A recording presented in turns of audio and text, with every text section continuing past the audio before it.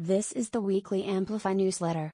If you're reading this on the web or someone forwarded this email newsletter to you, you can sign up for Amplify and All Globe newsletters here. There is an assumption that recovery, after an illness or traumatic event, means going back to how things used to be. But after living with lingering concussion symptoms for 5.5 years, I can assure you that it's not that simple. And that everyone experiences recovery differently. My name is Kanika Gu, and I work as a multidisciplinary artist. I am a curious, hopeful and constantly evolving person. I'd rather not talk about the event that caused my concussion because the details of what happened are insignificant. What's more interesting is what I've done since then. Today, I continue to experience symptoms that affect every aspect of how I function. For example, I live with acute sensitivity to noise, which hinders my ability to be present in public spaces. I can't stare at screens for more than a couple of minutes at a time. Some days, I can't look at them at all. Over the last few years, I've showcased my paintings, ceramics and more at a museum, a hospital and several galleries all over the Greater Toronto area. I'm looking forward to creating an outdoor sculpture in an Ontario provincial park later this year. When I first started to get my hands dirty with paint and clay, I never set out to be a professional artist or display my projects. The art anchored me in an activity when my symptoms made it difficult for me to do anything else. When I couldn't read, I would paint. But how my art unexpectedly turned into a full-time career is just one of the surprising ways that recovery doesn't fit the narrative of returning to the life you had before. Immediately after my concussion, I gave my brain time to rest by lying in dark rooms and not using technology. I consulted with dozens of specialists and consumed copious amounts of literature on concussions. My experience paralleled what Mary Ann McKenzie described in this piece for the Globe and Mail: "You must learn how to recover at your own pace." McKenzie, who suffered a concussion herself, found a drill that felt familiar: activity, then rest and repeat. My own process was much more delinear and all-consuming than was anticipated. I, too, once subscribed to the notion that I would be recovered once I went back to my life as I knew it before. Most research and literature, like this piece by Paul Taylor in the Globe, acknowledges that return to work after a concussion can take anywhere from days to weeks. But these expectations fail to understand just how much we all recover differently.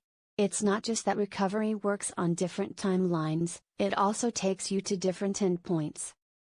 For example, I tried to go back to my role as CEO of a social enterprise just 3 days after my injury. I was supposed to fly to Washington, D.C., for work, but I realized I was not better and needed more time. As the months went by, I realized I would not be able to return to my role and left my job.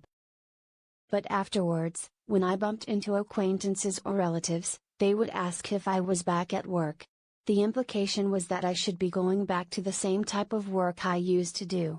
We must also acknowledge that recovery can vary between genders, cultures and so on.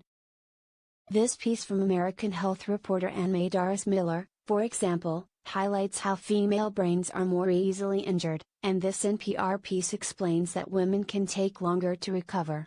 Still, media coverage often perpetuates the same narrative: rest, and you'll eventually return to where you were before. Steps to understanding different forms of recovery are coming. This mental health organization in Australia does the best job of explaining how recovery can vary. It discusses how recovery traditionally focuses on an individual's experience and is often a reflection of values in Western culture. But it can be more about the concepts: different sense of purpose, family relationships, community participation, etc., rather than process.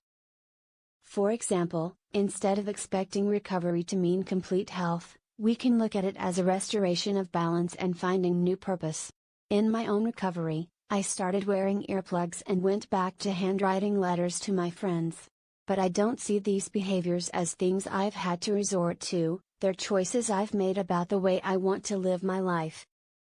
Recovery, I've learned, is about the process of figuring out what to hold onto and leave behind. I've learned not to apologize for doing things differently. I didn't expect any of this. I had never dabbled in art.